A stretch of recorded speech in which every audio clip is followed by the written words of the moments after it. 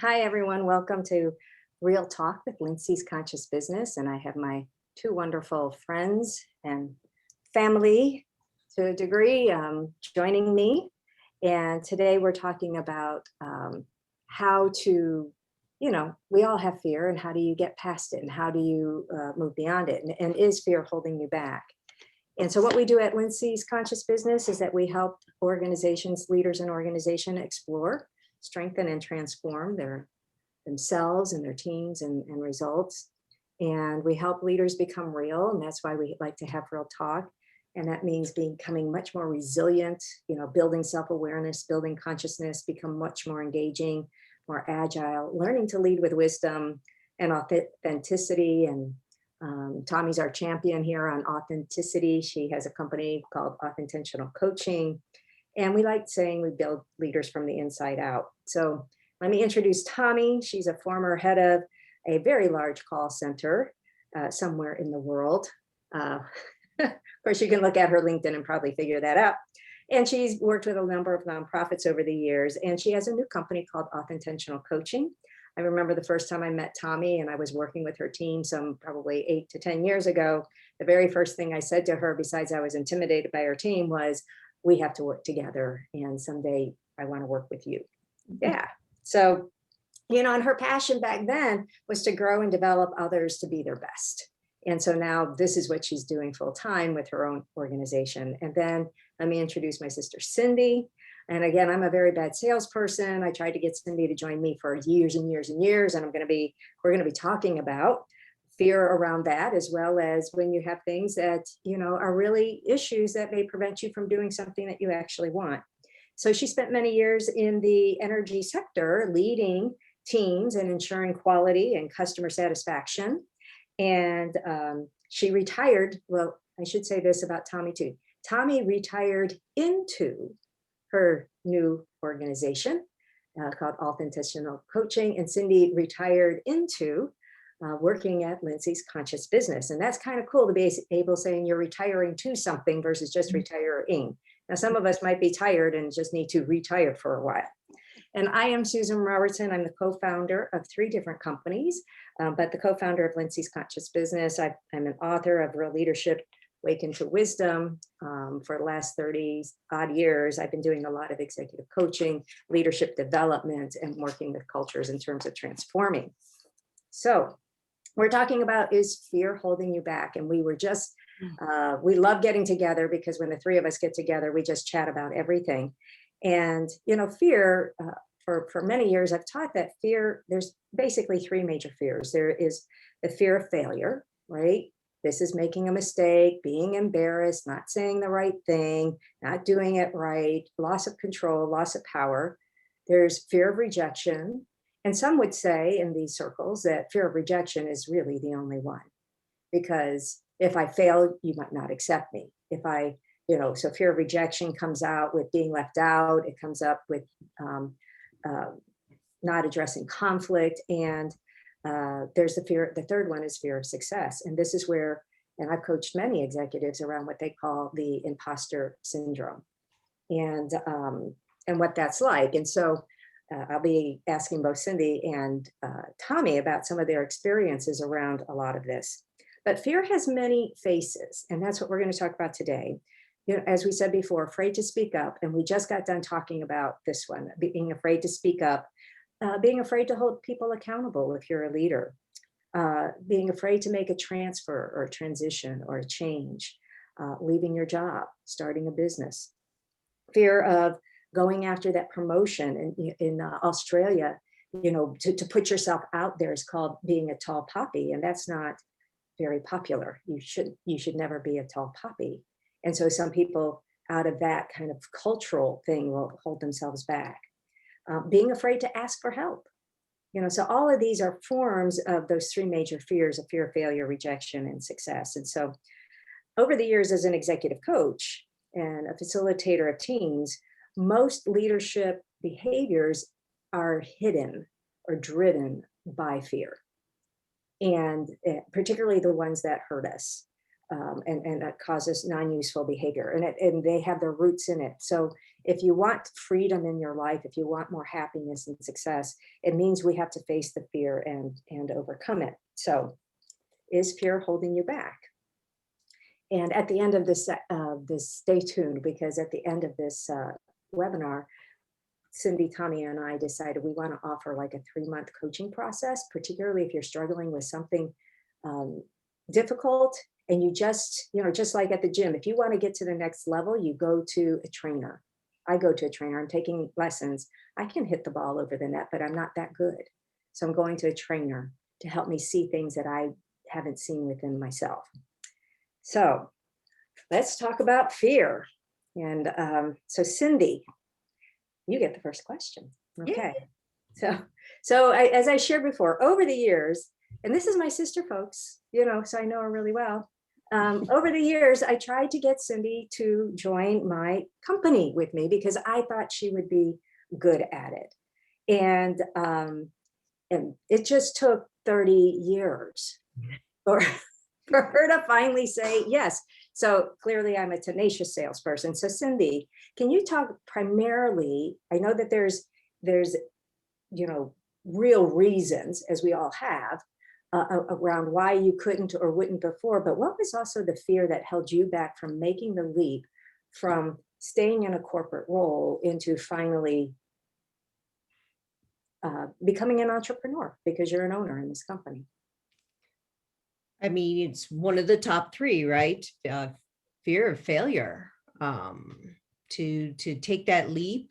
And what if I'm not all that in a bag of chips? With all of that experience that I have, would someone else find it valuable? I was a subject matter expert in many different facets of the energy sector in my opportunity with my prior company. So that I was comfortable with. We get very comfortable with our habits and whatnot. And, it took the universe to open the door in many different ways in my life personally, at work, offering the golden parachute. I mean, pretty much it's like, I had to have a handwritten invitation to say, it's time. Go do this, because this is really where your passion is. But your biggest fear was because you were the primary breadwinner. Yes. I wouldn't have insurance. That's a real reality that Yes. you have to contend with, right? Yep. And then what if you couldn't make the same amount of money? How would you pay your mortgage? And Right. so and so you chose to stay, right? It was safe. It was safe for safe. me. Right. I mean, everything was riding on me. Especially when you first wanted to have me join. For 10, 15 years, you're like, you got to come do this. And, my kids were of a certain age. Everything was riding on me. And like I said, in my leadership role, I was already a subject matter expert. I didn't want to start all over again. What if I wasn't what you were, what you saw in me? Maybe I didn't really see it except where I was, because I knew I had that and I was great at it. But I wasn't sure that I'd be great in this different role. To be an entrepreneur when I'm feeding, for a family of 5, it was very, very, very scary. And so it took kids growing up, leaving the nest. But it also took more than that. And we're going to talk about how we're going to talk about how you flip from fear, or how you pivot out of fear. So Tommie, we just got done talking. So everyone, this is a real life thing. And I think for those of you who've seen us before, we have a good friendship. But we were just talking about how Tommie, about a week or so ago, we asked Tommie a question. Now, as some of you may know, we've been doing diversity, equity, and inclusion talks as well.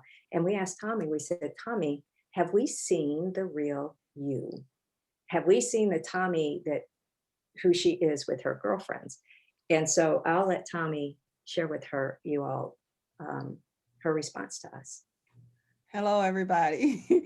That was a really good question when they asked me that probably a week or two ago. And I was telling them today that I really did some self-reflection on that. And I'm very self-aware because when they asked me, I said, yes, you do get me, but I have, a diverse group of friends. So depending on who I'm around, that may determine who you see. But as I thought about it more, and I wanted to bring it back to them the day before we got on this, and I said, I think you guys aren't really seeing all of me. And number one, I think COVID has had a lot to do with that, working from home when I'm an extreme extrovert. And I don't know if you guys have been able to see that when you've seen these DEI sessions that we're doing, but I'm an extreme extrovert. I get my energy from people. But from working from home and not being around people, I said to them, I wonder if I'm becoming somewhat of an introvert, but I'm not, and just having that energy and also shifting because Sue brought up something, being at a company, as long as Cindy and I were, being in an organization where there were certain expectations, being able to just let your hair down, right? Just really let your hair down and be you. And that was one of the things we decided when we were doing this session today. We were letting our hair down and we're just going to be us. But it was really a good question. It really made me reflect on who I am and making sure that I show up authentically, right? And I bring the energy and I let go of those paradigms and those shifts that I had to make when I was in the corporate sector, right? And I'm with people that I trust. I trust Sue. I trust Cindy. And part of it too was I wanted to fit in, right? That was the thing that Cindy and I went, what? I wanted to fit in. And I never told you guys that. It was you asked me years ago to work with you. And years ago, I wanted to work with you, but I had the same fears that Cindy had, as well as being the primary income and trying to get a daughter, through college, which I was able to do all that. But I stayed at a job 5 to 7 years longer than I needed to. And I was miserable. I was not happy. I was miserable with the job, not with the people. So to be working with you and Cindy has been very exciting to me. But then I'm like, okay, what if I'm too extroverted? What if I go in and I start talking too much? Maybe I need to be a sponge. Maybe I need to listen more. Maybe I need to, learn more and not be so opinionated because I'm afraid that's where the fear comes in.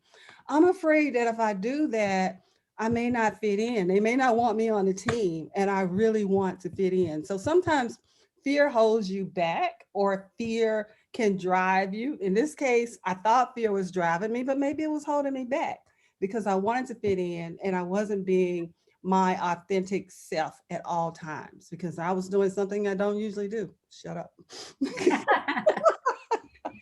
So, asking the people who are on the webinar, how many of you, if you want to just put yes or no, how many of you have ever not shown up the way you wanted to show up because you were afraid? You're afraid of speaking up, afraid of saying something, afraid of sharing something, afraid of conflict.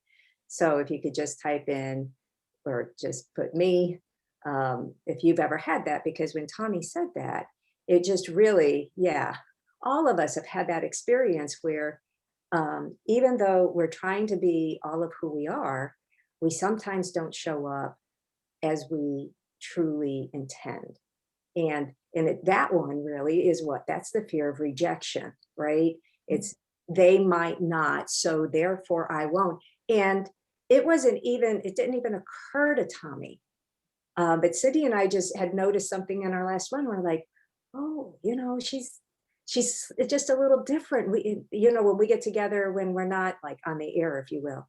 And since we were talking about fear, we thought, well, let's bring it out because this is something everybody has. And, for me, Tommie was sharing before we got on, she said, I'm nervous. And I'm like, I'm nervous every time I do. I'm nervous every time I get in front of a room. I'm nervous every time I do a webinar. I'm nervous that something's going to come out of my mouth and I'm going to sound like an idiot.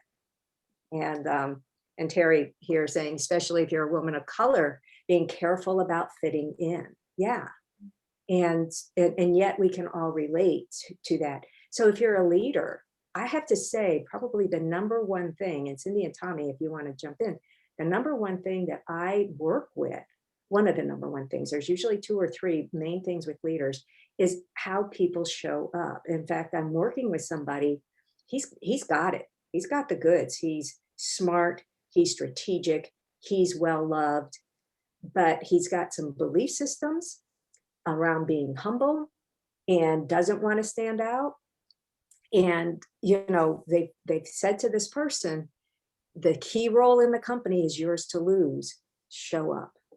And it's a fear of showing up. It's a fear of standing out. It's a fear that he won't be accepted anymore. It's just another twist on the same thing. So Cindy and Tommie, I mean, Tommie, you both of you have dealt with a number of leaders over the years where you were developing them. I mean, how often did you witness this fear? All the time, all the time. And that used to be one of my slogans, leaders show up. I mean, and having that presence and having an opinion and having a voice. I work with lots of leaders who think if I work really, really hard in the background, my results should, count for something. And I shouldn't have to be that person that shows up. I shouldn't have to be that person that, shares my opinion or bring my authentic self to that meeting or to this Zoom event.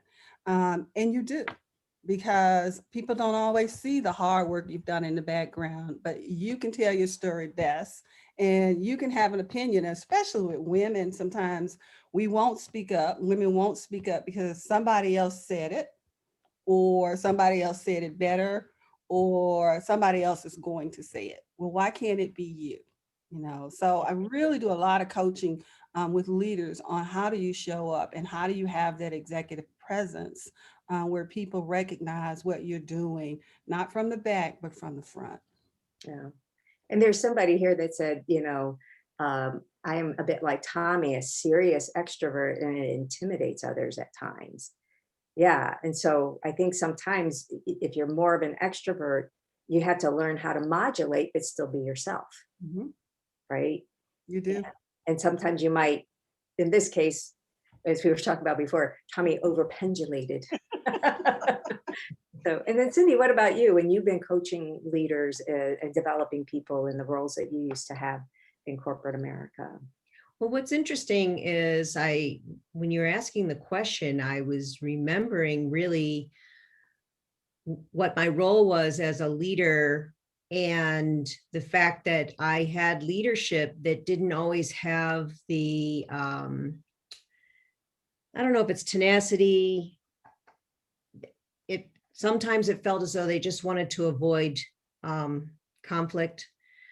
So they would not show up when you really needed them to and show up. And so, it's one thing to be a coach and coach leaders. But I find that with me, I just have a few experiences where I had to be the brave one. I had to have the courage to say, this situation is not acceptable. Knowing full well that my leader did not want to hear it, did not want to deal with it. And,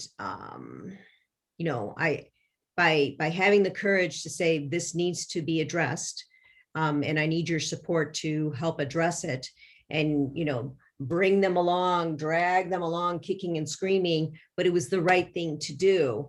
I think there are a lot of leaders out there that, we all have different situations that we encounter, and we need more individuals that will speak up and have the courage, feel that fear, and help their leader to do the right thing.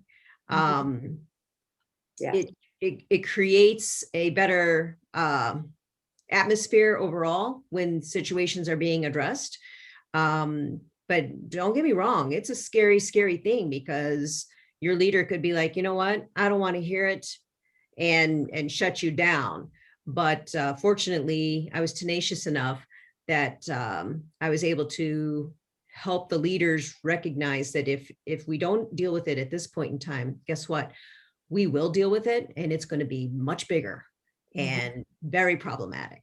So Cindy, I know that what you're the situation you're talking about, and I want to dig into that a little bit more, because you're talking about a situation where there was some real danger there. But Mhm. Tommy, you have a nice way of describing fear. It's an acronym. Can you share that? It's an acronym that is very well known, and it's false evidence appearing real.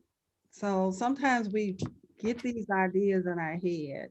We scare ourselves, right? Oh, what was my fear when I left and I took my retirement packet? Oh, am I going to be able to start over again? Am I going to go hungry? Am I not going to be able to pay my mortgage? Oh my God, I'm going to be on the street. I mean, that's just me with the monkey on my shoulder going, all the what ifs, and all the what ifs are bad. But what if the what ifs are good, right? And if we can stop feeding ourselves that false evidence and really, I think you gave another acronym, Sue, for fear, right? Face everything and rise. Mhm. Instead of false evidence appearing real, face everything and rise and create a new vision for yourself. And will you be afraid? Yes. Will you fail? Sometimes, yes. Can you get back up? Yes. I say get back, fail forward. That's a book called Fail Forward. You fall down, you get back up, you dust your knee off, and you start over again, Mhm. right? But fear can cause people to be sick. Mentally, it can cause people to be sick. Physically, it can impact relationships. It can impact, the family environment, all because we haven't faced our fears. Yeah. Yeah, and they get hidden, right? And so in a way, that's what we were talking about just before this, is that you don't even realize that fear has even entered into it. My husband always said, fear is like this stealth airplane. You don't see it until, or you don't hear it until it's right on top of you. And then you realize, oh my goodness, it's been running everything. But what if it isn't false evidence appearing real? So that's what Cindy was talking about, that sharing with, what if there is like a bully at work, or somebody that exhibits the signs of danger? So what do you do? Because Cindy, this was something that really happened to you with somebody that you worked with. They Mhm. actually, there's the 9 signs of this person might be like off their rocker. Well, 9 signs that they could go postal. At first, you know, it wasn't false evidence. I was second guessing myself. It's like, okay, I know that this individual's ticked off, not happy because I'm changing their world. I'm holding them accountable. Whew, God forbid. First leader to hold them accountable after a series of leaders that had this individual that did not. So this person's world was turned upside down because I was holding them accountable. Okay, so And real quick, how many of our, group, how many of you had to do something like that, hold somebody accountable when nobody else had? Because that is a scary situation, because, that person's thinking, hey, I've been doing fine, and now you, right, so I was the therefore it's problem. you. Right. Yeah, I was the problem. And the individual was already demonstrating some peculiar behaviors, very much staying alone, kind of stalking in the parking lot. Their shift would end at 3:30, but when I would leave around 5:30, 6 p.m., that individual was in their car. Then I started thinking, well, are they following me home? Start having these paranoid thoughts. And I happened to sit in on a course that the company corporate security had offered, and said, hey, if an individual is exhibiting, any of these signs, you need to take notice. And so I was going through the list, and as I was going through the list, I was like, oh my God, this individual has 8 of the 9 signs.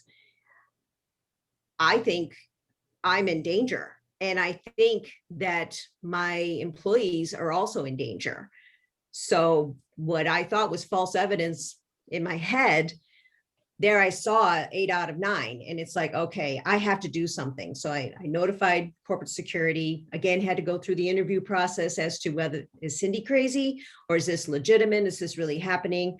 Was sending out announcements to let them know that I wasn't in my office, so that if in the event there was a weak moment and this individual came looking for me, they knew I wasn't going to be in my office because I was trying to protect my employees. I'm kind of shaky just even remembering going through it. But at the end of the day, after we went through the investigation, this individual had indicated that they were not going to do as their manager, that I was directing, and that I had every right to assign the work. And the individual said, you know what, I'm going to go off, took FMLA, was able to qualify for that. And then when they were supposed to return, they elected to make their own personal choice, and the individual left the company. But the corporate security said that that I was dead on with all of, after they had done the psychological evaluation, that there was a danger situation there. And the best thing we did was have him removed. He elected to remove himself out of the equation and then permanently remove himself from the equation. But you got to have the courage to say, okay, I know this is going to sound crazy, but here's the situation. Many people are afraid to even speak up because they may sound like they're crazy. And all I kept thinking was, self-preservation was the last thing on my mind. I was first worried for my family, and I was worried for my employees. And it all played out well at the end, but this is like real life stuff. And then you're pinching yourself like, is this really happening? Mm-hmm. You read about this stuff. I didn't want us to be a statistic because we didn't deal with this guy properly. Yeah. And so somebody in the chat box said that they faced something similar. And so, false evidence appearing real, there's, as we talked about earlier, Tommie had to go in and say, am I showing up? Am I making up a story inside of my mind? Is this really real? Right. And then sometimes things are really real.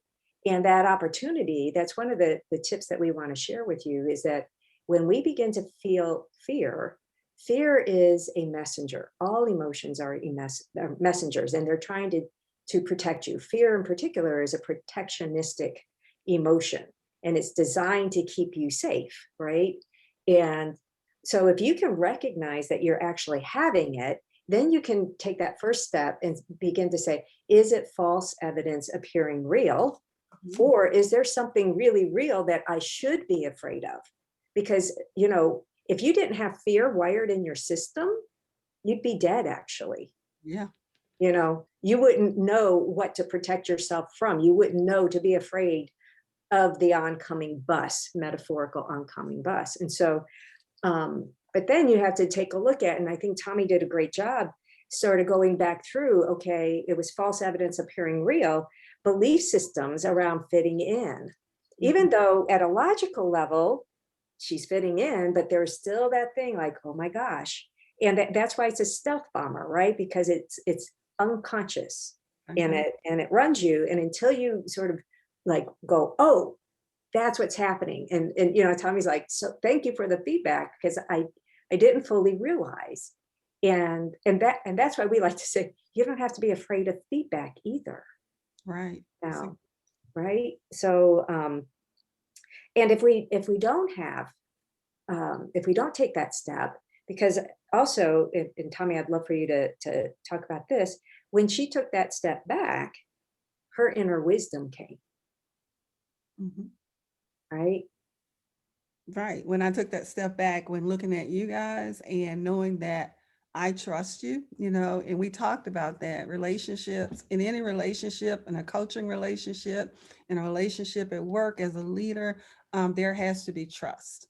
And I appreciated the trust that you guys had to give me the feedback and ask me that question. And my wisdom kicked in that, hey, I trust Sue, I trust Cindy, wanted to work with Sue years ago, and she wanted to work with me because of who I am. And that's why I named my business Intentional Coaching, being authentic and being intentional. I was being authentic and I was being intentional, but I was also losing myself because I wanted to be so intentional that I fit in, So like back it up, Tommie. Be who Sue saw 8 to 10 years ago and be who you are today, right? And also recognize what the environment has done, right? There's a lot of sessions going on now around mental health, what to do, through COVID, because we're not done with COVID, but during COVID, a lot of people have dealt with shifts in how they communicate, shifts in how they do things. And sometimes you think you're changing.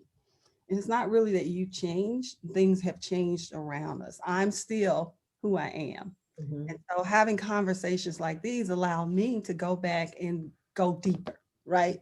And not be on the shallow part of the water. So with that, Cindy, I know you've got some tips as well. So Tommie, queen of the acronyms today, tell us about use your brain. I was sharing this, and when we were talking about fear, and my daughter, who's my biggest client that I love very much, from the time that she was 12 on up, I used this acronym, and I couldn't remember what book it is, but it was about how to deal with fear and using the acronym BRAIN. And so the B in BRAIN means to breathe. And sometimes when we're feeling fear, we do have to remember, and I have to check myself and say, are you breathing, Tommie? Take a deep breath. Meditate for 5 minutes, because you'd be amazed at what that could do to eliminate fear. So take a deep breath. Just remember that you need to breathe. And then relax, because a lot of times when we're in fear, we forget to relax. We're tensed up, our body's tensed up, we're moving around, we're constantly trying to tackle something to deal with the fear, or we're trying to take action. So breathe, relax. And I always used to have my daughter close her eyes when she would do it. Breathe, relax. Now ask yourself, how would you rather be feeling? How would I rather be feeling? That's the A. Ask yourself that. And then the I is imagine yourself feeling that way. Imagine yourself, if you'd rather be feeling calm outside watching the birds, talking with friends, laughing, imagine yourself doing that. Just imagine yourself doing that. And then the N is now do it. Just relax. And it sounds easy, but it's something you have to practice all the time. I had to practice it this morning when I got up because I told Sue I was nervous. So I had to breathe, relax, ask myself, how do I want this to come out? Imagine us having a good time. Imagine me being the extrovert that I am, and doing it and having a real dialogue. Mhm. So say the N again, because I'm putting it in. And now just do it. Now do it.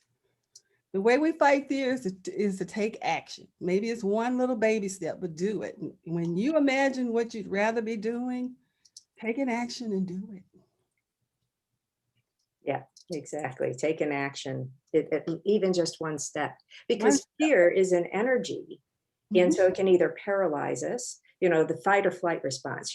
Fear causes either to run or turn around and put up our dukes, or cause us to freeze. Those are the 3 Fs. And so, your body, if you're afraid, wants to move. So if you ask yourself, what would you rather be doing? And you start imagining that, since your body wants to move anyway, move in that direction, even if your knees are shaking, right? Mhm. Uh-huh. So Cindy, what about you? What kind of tip do you have, or when you're facing fear? Well, my recommendation is don't freeze. Because like you said, you can freeze in fear, and then you're not really winning in that mode, right? I always say stop the madness, whatever the madness is. Have the courage to probe yourself, probe that brain as to whether, is this something I'm making up or is this legitimate? And have the courage to take action. Using Tommie's acronym would be awesome, because if you're breathing into it and if you're relaxing into it, then you're doing it thoughtfully, and it reassures that yes, this is the right action I should be taking. But I think the biggest thing is just having the courage to say, okay, I am fearful. Why? What's going on in my head? Is it real? Is it not? And then move through it. Don't stand still. Move through it, because you can be frozen for a very, very long time. You don't need cryogenics. You want to move through it so that you can get on the other side of it. Exactly. Yeah, the thing is, we say false evidence appearing real. The thing is, if we are afraid, we are afraid, right? And it's real to us in that moment. And like you were saying, Cindy, as long as we acknowledge it, okay, even if it is false evidence appearing real, or even if it is stupid, if you will, the fact is that we're afraid, and being able to sit down and breathe and meditate, that's one of the first you can go, okay, is that belief? And that's where I like to go into. If I have a belief around fitting in, it's a real fear. Maybe it's a baby fear in this case, or maybe it's a large fear. If I have it, then to go deeper into it, well, why do I have it? Where does that come from? What evidence did I have before that caused me to create this fear? Do I need this protectionistic, and asking yourself, this protectionistic feeling right here, right now? And if I can get to that, now I'm facing the reality. Now I'm deeply asking myself that this is what I like to call pivoting, is you pivoting out of fear. Okay, whether it's real or not, whether it's stupid or not, but I'm afraid. I get up in front of groups. I say this stuff. I still get nervous and afraid. And nervous is just fear light. It's not full blown fear, but it's still fear. So, all right, and even if it's irrational, okay, you've done it 100 times. Why do you still have it? Doesn't matter. Okay, I have it right now. And so breathe. I acknowledge it. All right. And I'm not going to fight it, because sometimes that's what we do, is we fight being afraid. And if we're just like, here it is. Now, acceptance doesn't mean you become complacent.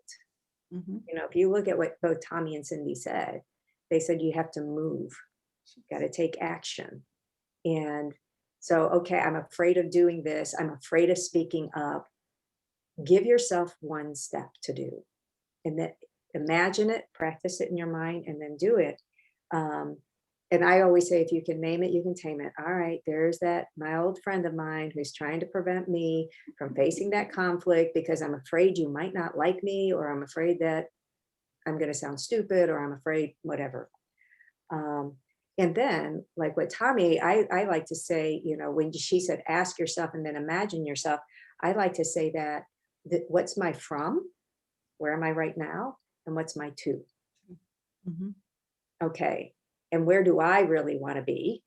And then employ the and. Now do it. And so take one step. So we're getting toward the end of our time. And Cindy, do you have anything else you'd like to add around how to, face the fear and really check out? First step is always awareness. Is it fear, and is it holding me back? Anything else you'd like to add? Well, I mean, fear, we could go on for hours talking about scenarios around fear, addressing situations that other people just look the other way. Why do they do that? Is it that they're lazy? No, they're afraid to deal with it head on. And sometimes it's our job, not because it's our employment, right? It's our job as human beings to be looking out for those that don't have their voice. And we may say, you know what, I don't have a voice either because I'm scared to say anything. But someone's got to have the voice. Someone needs to be brave. And I'm suggesting that each and every one of us can be that individual and have the courage to deal with, you know, things that just are not acceptable, and feel that fear, but do the right thing and get on the other side of it, because you will feel better about it. The situation will improve. The individual that didn't have the voice may actually get courage themselves to have a voice because someone else was there to support them. Just, be courageous with yourself and with others around you, and push through that fear. So, and when you went to security, and I know that we have another situation, but that'll be for another time, where you encountered, we both encountered a bully, but this is my big sister, when I teach this stuff, and, and she took this person on, my heart was like going, oh my gosh. But where she found her courage, and this is another important aspect about fear, is it was part of her value system. When she was looking at protecting her employees, when she was looking at how people are treated, she drew on her values as the strength. And so I know, Tommie, you believe the same way. So you talked about brain, but what else would you like to add? Yes, I do agree with that. You do have to remember what your values are, and that will give you the courage you need to face the fear, whether it's real or whether it's false. It will give you the courage if you go back and look at what your values are and what matters most to you. I had an incident yesterday where I was thinking about something, and it was driving fear into my brain. So I grabbed a pen and paper and I wrote down about 15 things that I could do to stop that thought, So what is the fear and how is it holding me back, and what can I do to overcome it? I mean, and even after I did the list, it was like, oh, some of this stuff is so simple, and that's when I say now just do it. Yeah, just even if I do one or two of the things, which I did yesterday, I did two of the things and I felt better immediately, And when I'm coaching, I also like to ask clients, or even just talking to people, what conversation is it time to have? Is it either with yourself or with somebody else to help you let go of fear? And it's usually about conversations or about taking some type of action, right? And so that would be my parting words, is when you have a fear, whether it's real or whether it's false evidence appearing real, thinking about relaxing, using that brain and now do it. But doing it means taking some type of action. It could be one step at a time. And so I have one more tip. And as I said before, if you're looking for some coaching around this, we'd be more than delighted to help out with that. But there is a video on YouTube, and right now I'm thinking, oh, I can't believe I can't remember his last name, because I think I have this YouTube video memorized, by Will Smith, right? Yes. By Will Smith. Look up the fear video with Will Smith. It's about 9 minutes long.